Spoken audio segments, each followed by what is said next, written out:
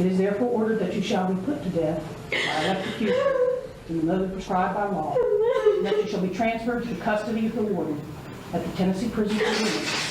And further, on the 12th day of January, 1997, your body shall be subjected to shock by a sufficient current of electricity.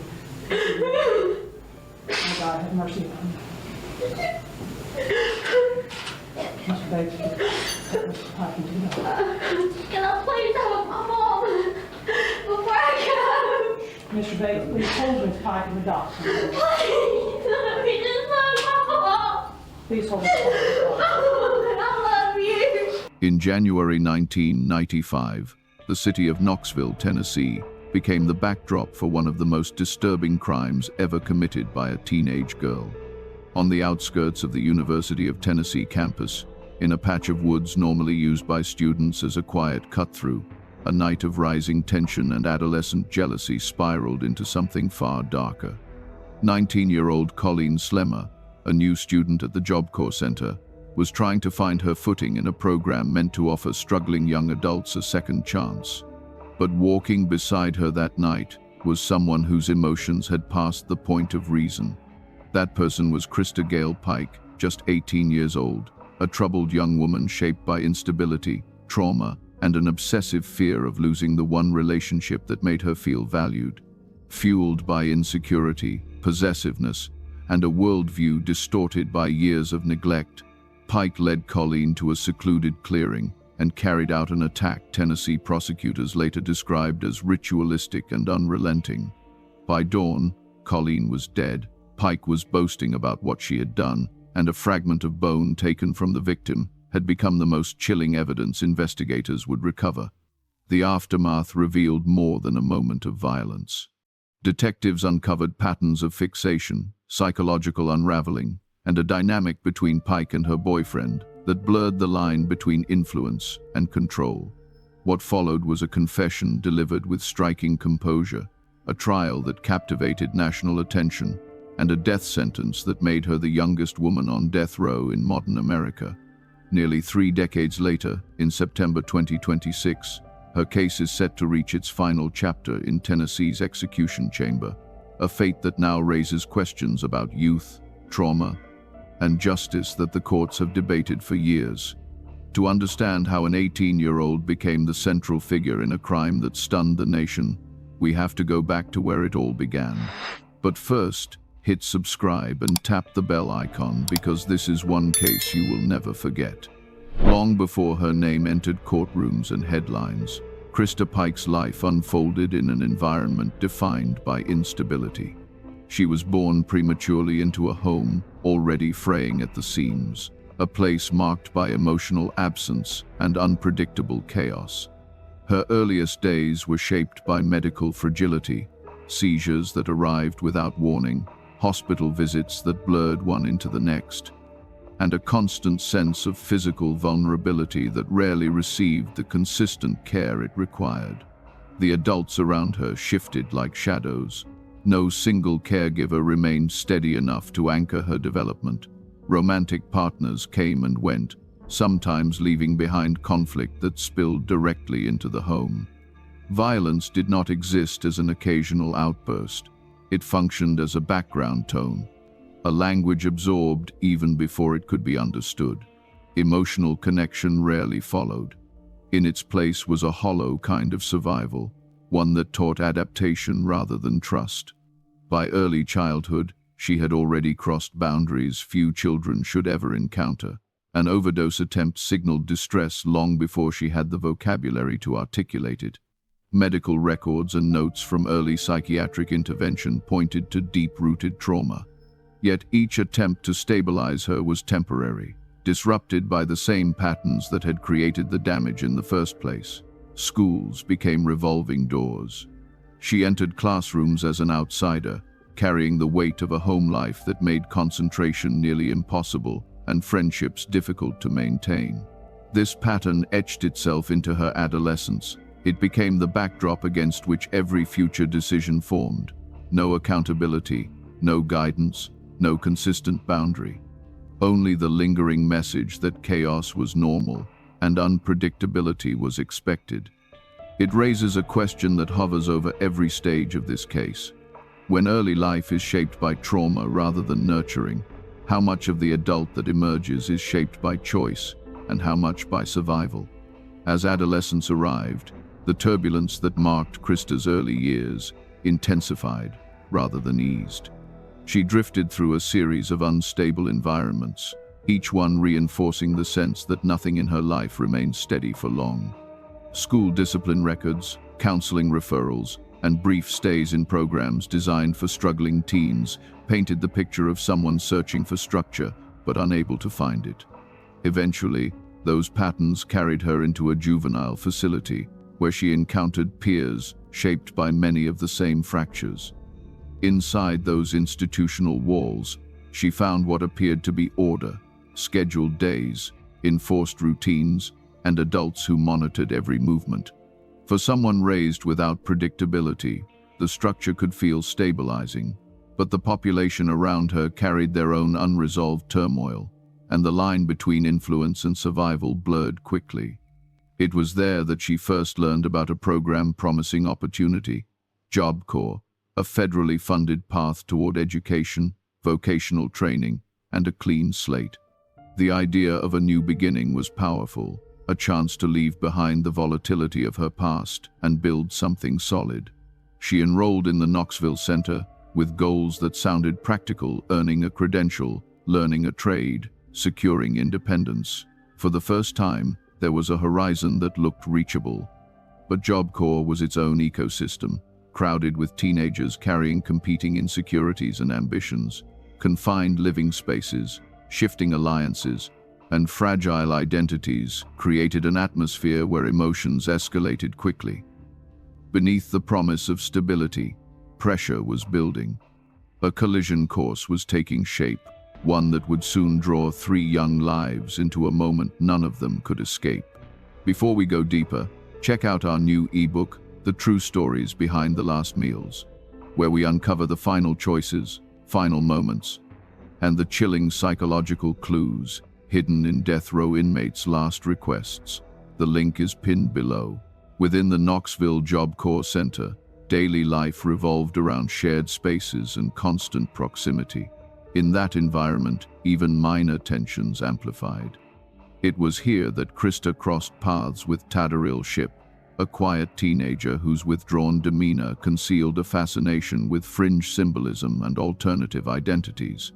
He carried an intensity that mirrored parts of her own inner landscape, creating an immediate connection that felt deeper than the brief time they had known one another.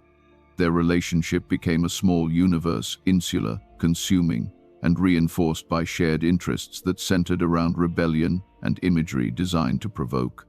These aesthetic choices were less about true ideology and more about a desire to project strength in a world where both had long felt powerless.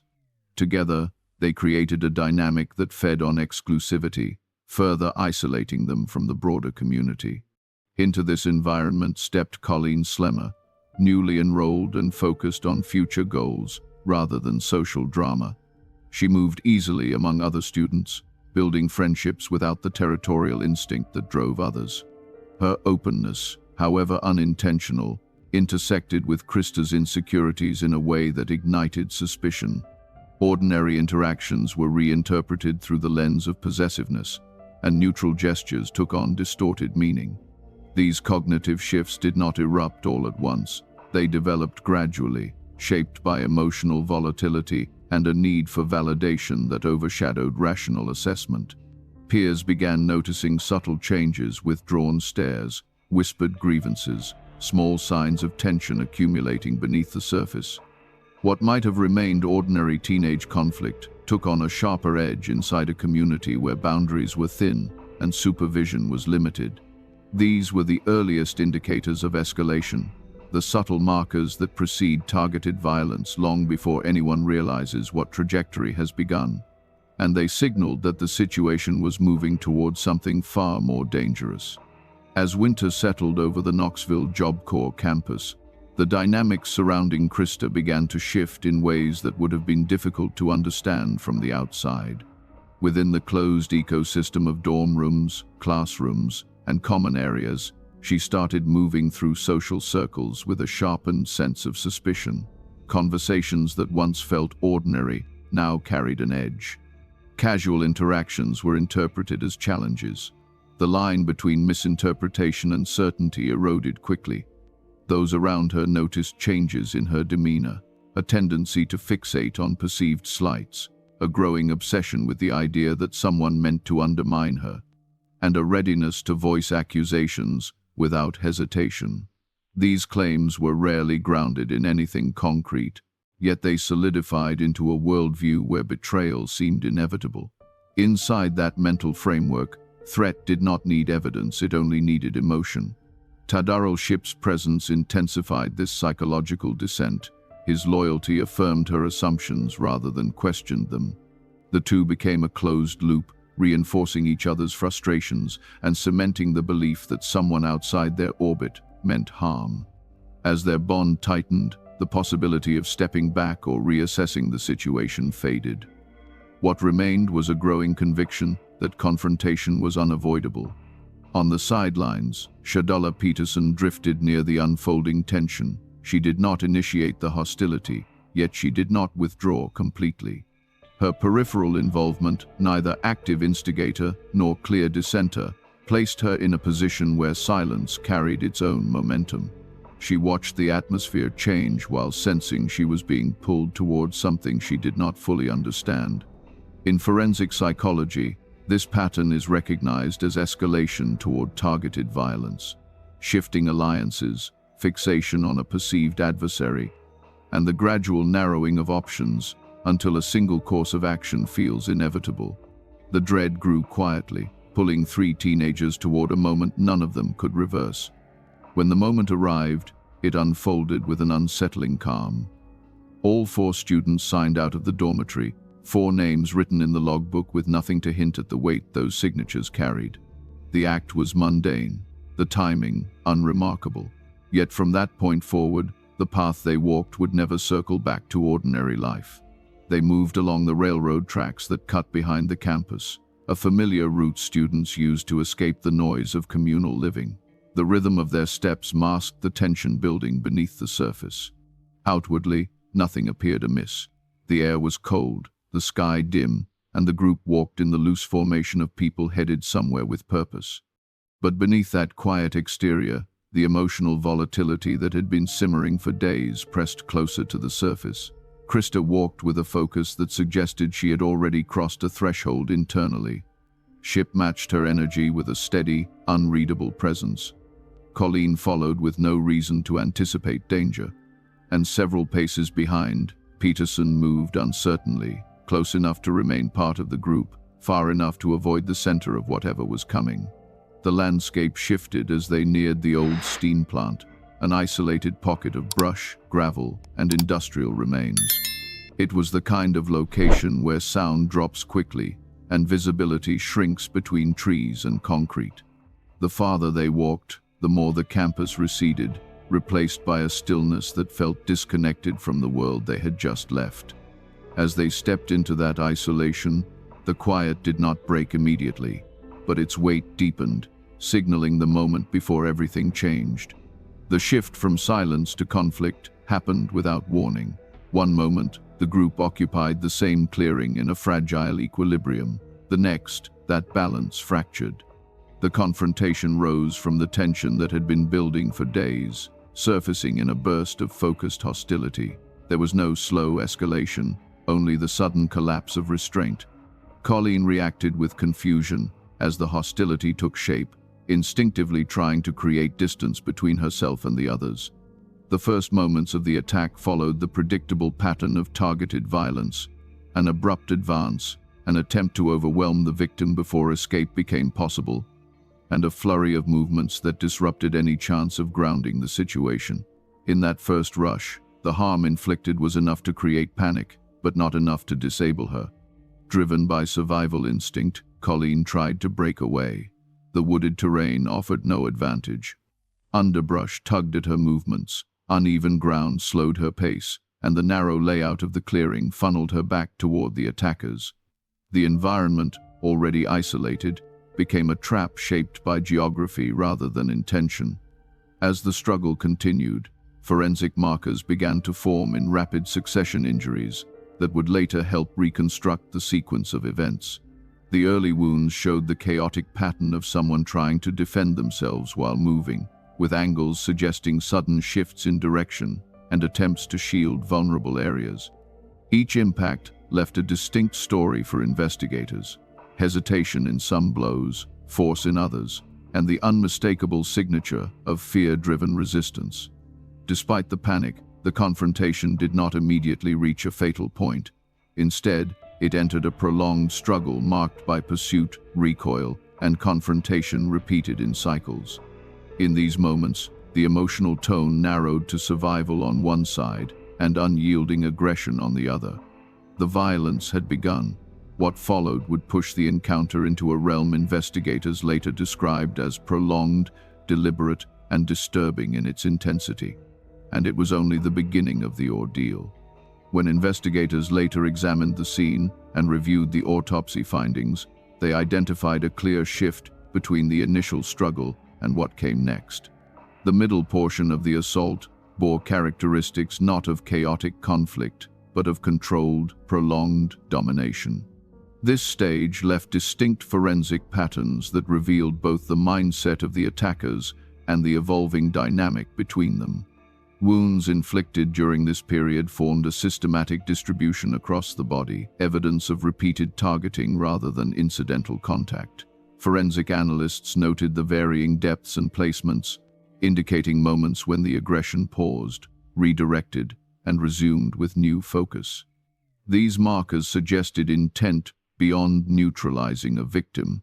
They reflected an assertion of power over someone who could no longer escape. Central to this phase was a symbolic act that would shape the case's public perception. A carved pentagram, carefully placed and unmistakable in design, became the focal point of investigative analysis. Its significance was not taken as literal ritual adherence but as expressive violence, a psychological imprint left by individuals relying on symbolism to establish identity and control.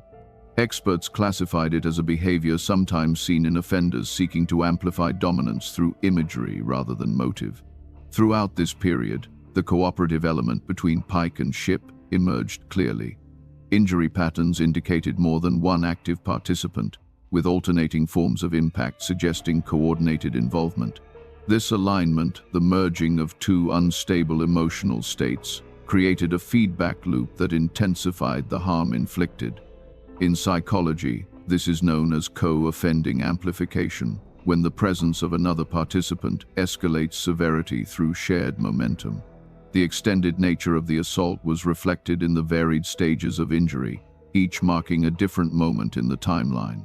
For investigators, these details constructed a narrative of sustained violence rather than a single impulsive outburst. All of it led inevitably toward the final moment, the act that ended the ordeal and transformed a volatile confrontation into a homicide that would echo through Tennessee for decades. What followed in the clearing carried a finality that investigators would later reconstruct with quiet precision. As the prolonged assault slowed, a shift in momentum occurred, less frantic, more deliberate. In that pause, Christa reached for a heavy piece of broken asphalt lying among the scattered debris of the industrial grounds. The object was irregular in shape, weathered by exposure, and weighted enough to inflict catastrophic harm if used with force. Forensic analysis would later show that the impact delivered by that improvised weapon produced the decisive injury. A concentrated blunt force trauma pattern consistent with a single, overpowering strike delivered to an already vulnerable skull. The injury left no possibility of recovery, ending the struggle instantly. And for the first time since the confrontation began, the clearing fell silent. Not the stillness of peace, but the kind that follows an irreversible act, a silence dense with finality. What happened next revealed a psychological dimension that would anchor the prosecution's understanding of motive. In the aftermath, Christa removed a small fragment from the damaged area of the skull, separating it from the rest with an unsettling calm. The action was not necessary for the crime itself. It was an imprint of possession, something investigators categorize as trophy-taking, a behavior associated with offenders who seek a tangible reminder of the moment they believe gave them control. This fragment, placed quietly into her possession, would travel with her back toward the facility, silently marking the path between the isolated field and the dormitory where the investigation would soon begin. The discovery phase was about to unfold. The following morning, the routine of campus maintenance brought a groundskeeper to the far edge of the agricultural property, an area seldom visited except for basic upkeep. As he crossed the open field, the landscape appeared undisturbed until he noticed something that broke the uniformity of the terrain. A human form lay still in the grass, positioned in a way that immediately signaled something deeply wrong. Approaching with caution, he recognized the unmistakable signs of violence, though the full extent would remain for authorities to determine. Emergency calls were placed, and soon the field transformed from a quiet corner of university property into a controlled crime scene. Investigators marked the perimeter, careful to preserve every detail that might explain what had happened under the cover of night. Early observations suggested a prolonged assault. The location, combined with the unusual markings present on the victim's body, led some to suspect ritualistic elements, though investigators withheld firm conclusions until further analysis could be conducted. What was clear from the outset was that this was not a random act. The secluded nature of the site, the evident intensity of the attack, and the absence of any attempt to conceal the body pointed to intent rather than impulse. Within hours, word traveled back toward JobCore, where the unraveling would begin. Inside the dormitory, the atmosphere shifted long before law enforcement arrived. Whispered comments circulated through hallways, passed between students who sensed something extraordinary had happened.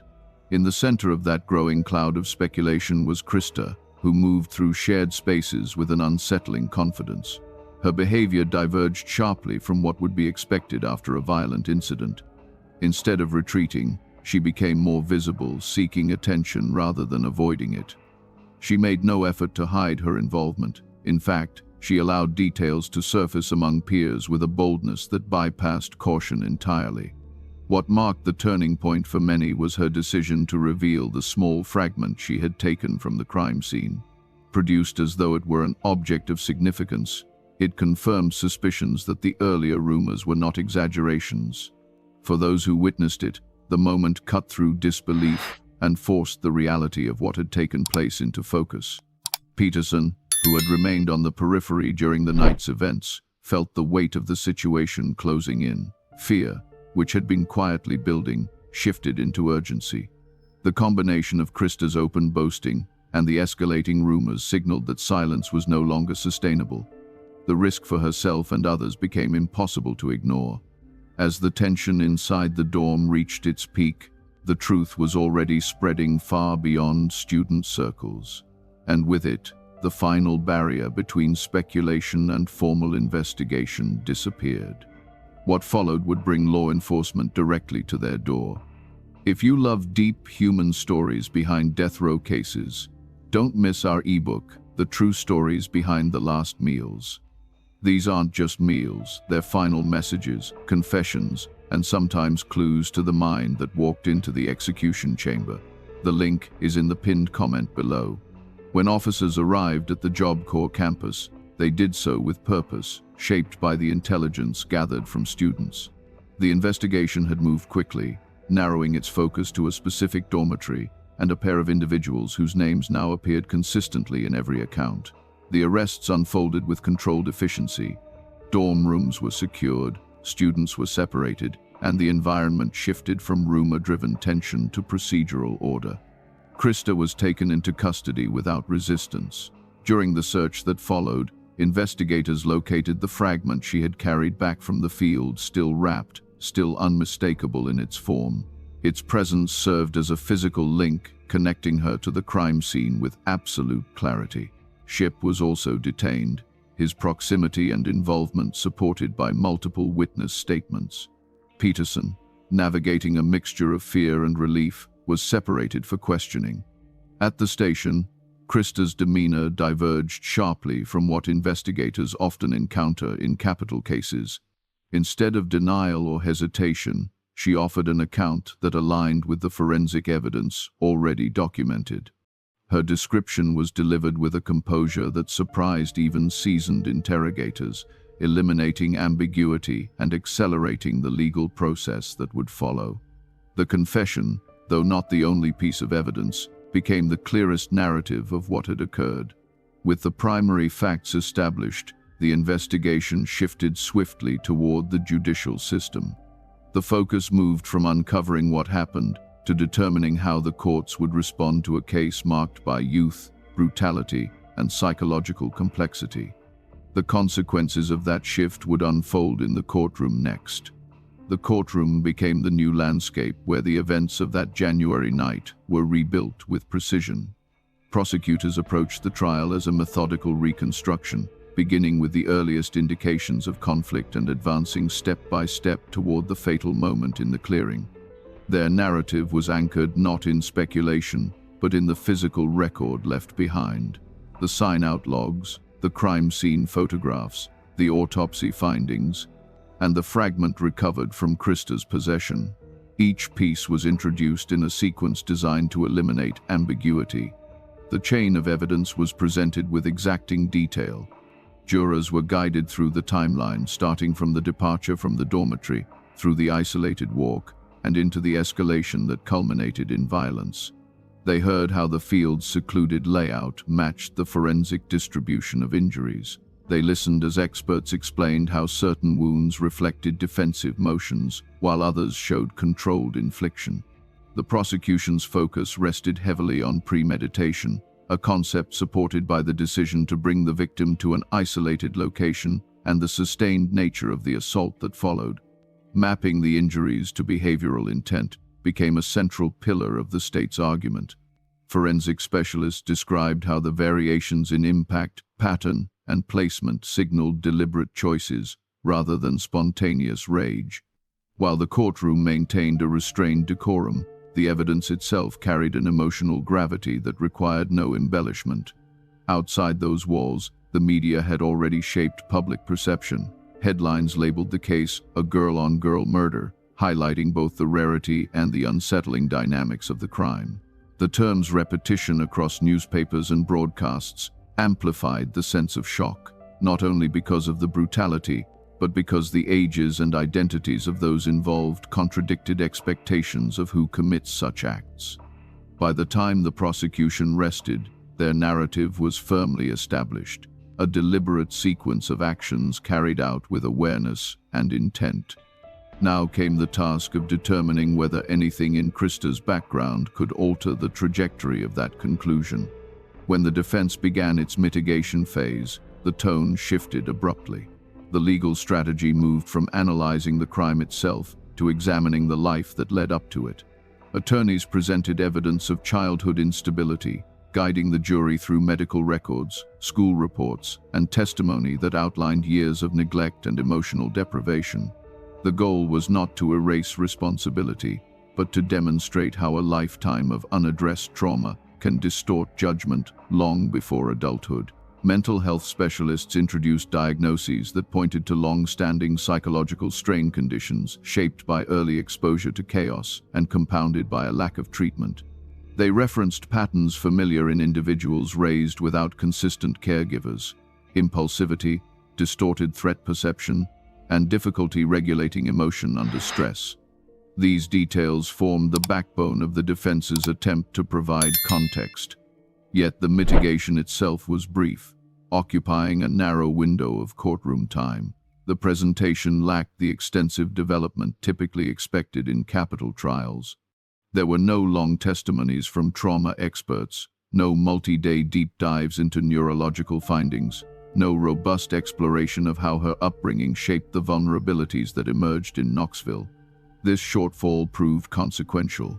While the defense offered insights into her psychological history, the testimony did not create enough counterweight to the prosecution's narrative of intent. The jury was left with two sharply contrasting portraits, one focused on deliberate harm, the other on damaged development. In the end, The legal weight leaned unmistakably toward the former. The sentencing phase was next. When the jury returned to deliver its decision, the courtroom entered a stillness that signaled the gravity of what was about to unfold. Their task had been to weigh youth against responsibility, trauma against intent, and the circumstances of the crime against the boundaries set by the law. After reviewing the evidence and the limited mitigation presented, they determined that the factors supporting capital punishment outweighed the arguments for leniency. Christa received a death sentence, a penalty reserved for the most severe offenses and applied with rare frequency, especially to women. The reasoning, as outlined in the court's summary, rested on the premeditated nature of the act, the prolonged duration of the assault, and the symbolic elements that prosecutors argued reflected cruelty beyond the threshold of ordinary homicide. Darrell Shipp, though deeply involved, did not face the same outcome. His age 17 at the time placed him outside the reach of the death penalty under Tennessee law. He received a life sentence with the possibility of parole decades in the future. The single year separating them became a defining legal boundary, dividing their fates in ways that would resonate far beyond the trial. With the verdict delivered, Christa's life shifted into a new and unforgiving phase, one defined by isolation, structure, and the slow passage of time within a concrete cell. What followed next would reveal the psychological cost of that sentence. Once the legal process concluded, Christa entered a custodial environment designed not for rehabilitation but for containment. Her new world measured roughly 12 feet by 7, a confined space where every object, every sound, and every movement was regulated. The cell offered only the essentials: a narrow bed, a metal sink, a small shelf, and walls that held the cold efficiently. Privacy and autonomy disappeared, replaced by routines that repeated with unbroken precision. The isolation inherent to death row began to exert its influence early. Human contact was limited to brief interactions with correctional staff, each one governed by protocol. Hours passed with no voices, no conversation, and minimal stimulation, conditions known to erode psychological stability over time. Reports from within the facility documented a gradual shift in her mental state. Periods of agitation alternated with withdrawal. Emotional regulation weakened. Decision-making became erratic. Prison records reflected episodes of self-directed harm, each incident signaling a deeper struggle with confinement. Mental health evaluations noted symptoms consistent with prolonged isolation, heightened anxiety, distorted perception, and cognitive fatigue. Restricted movement further intensified these patterns. Exercise occurred within enclosed cages rather than open yards, and even those moments were brief. The isolation protocol, intended to maintain security, produced a different kind of risk. The absence of meaningful interaction eliminated most coping mechanisms, leaving only internal turbulence. Over the years, these conditions accumulated, forming a psychological burden that shaped her behavior and influenced how she interacted with others. This environment, constrained, silent, and relentless, set the stage for what would come next inside the prison's walls. The pressures of confinement were about to surface in a way no one inside the facility could ignore. Years into her confinement, the accumulated strain of isolation began shaping Christa's behavior in ways that prison staff could no longer overlook. In 2001, the mounting psychological pressure erupted inside the unit during an encounter with another incarcerated woman, Patricia Jones. What unfolded happened quickly, with no warning and little opportunity for intervention. Christa wrapped a makeshift ligature, a simple shoelace, around Jones's neck, in an act that demonstrated intent rather than impulse. The attack continued until correctional officers intervened, stopping it before it reached a fatal conclusion. Medical evaluations later documented the patterned marks circling Jones's throat, the kind of impressions that forensic analysts classify as consistent with manual tightening rather than accidental entanglement. Those findings solidified the case against Christa, leading to a new criminal charge. The court imposed an additional 25-year sentence, extending her confinement far beyond the original timeline and reinforcing the state's view that she remained a continuing threat even inside the controlled environment of death row. The assault marked a turning point. It showed the extent to which prolonged isolation and deteriorating mental health could influence behavior, yet it also deepened the perception of her as someone capable of repeated violence. This incident set the stage for the next unexpected development, an escape plot that would pull individuals far outside the prison walls into her orbit. More than a decade after the assault on Jones, Christa's confinement intersected with outsiders in an unexpected way.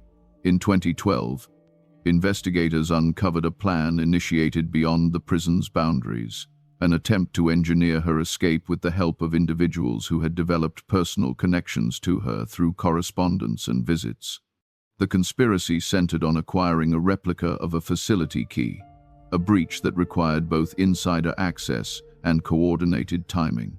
When correctional intelligence units detected irregular communication patterns, a targeted review revealed that a civilian acquaintance had obtained a traced impression of the key from a compromised staff member.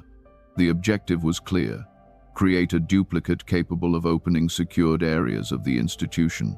Before the plan advanced further, internal security intervened. Staff were removed, external conspirators were arrested, and protocols were rewritten to prevent future breaches. Although Christa was not criminally charged for her involvement, the discovery of the plot altered the way the institution monitored her. Surveillance increased, privileges tightened. Any perception that she might remain passive in her confinement disappeared.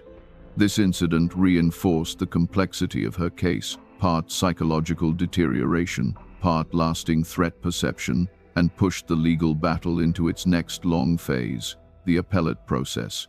As the years progressed, Christa's case moved from the immediate priorities of trial and sentencing into the protracted landscape of appellate review. Her attorneys began filing federal habeas petitions, challenging the validity of her conviction and the constitutionality of her death sentence. These filings raised questions about ineffective counsel, undeveloped mitigation, and the impact of untreated trauma on her mental state at the time of the offense. Central to these arguments was emerging neuroscience research. Studies showed that the regions of the brain governing impulse control and risk assessment continue developing well into early adulthood, prompting debate over whether individuals just over the age of 18 should be evaluated differently in capital cases. Her legal team pointed to findings suggesting structural abnormalities and long-standing psychiatric conditions that could have impaired reasoning during the crime conditions documented, but not deeply explored during her brief mitigation phase. Meanwhile, national legal discourse was shifting. Supreme Court rulings restricted the execution of juveniles and limited mandatory life sentences for offenders under 18. Although these rulings did not apply directly to Christa, they sparked renewed scrutiny of the thin age boundary separating juvenile from adult offenders. Advocates for reform argued that the distinction was biologically arbitrary, while critics insisted that age alone could not override the brutality of certain crimes.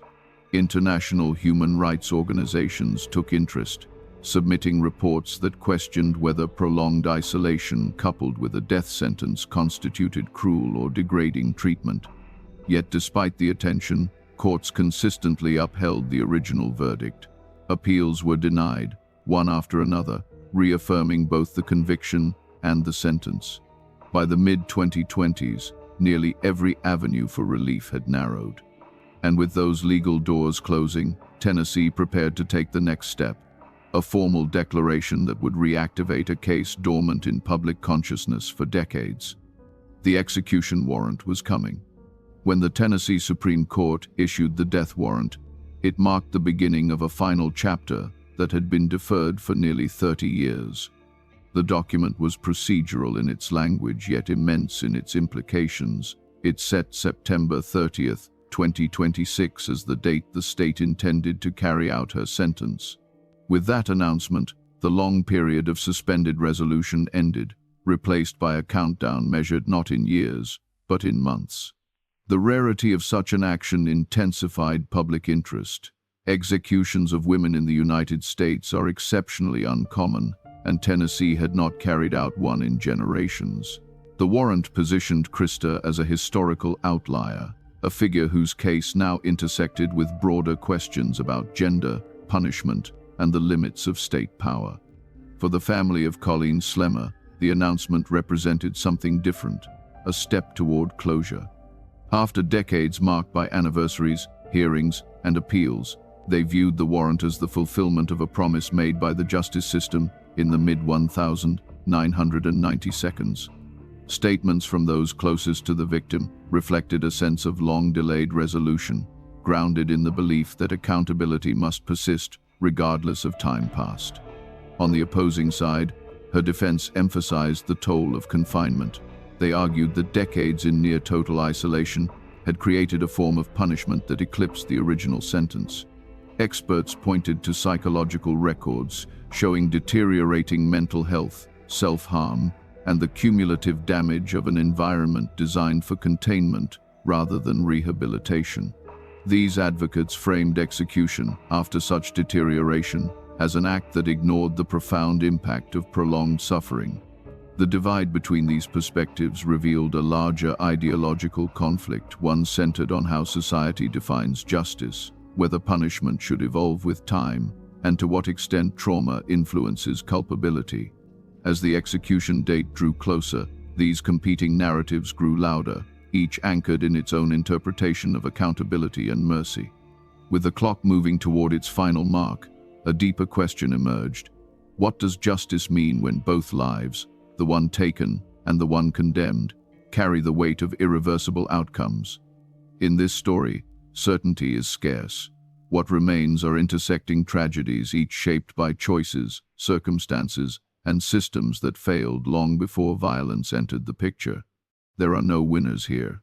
Only lasting questions about what justice truly demands when both the victim and the perpetrator began as teenagers, caught in environments that offered little protection.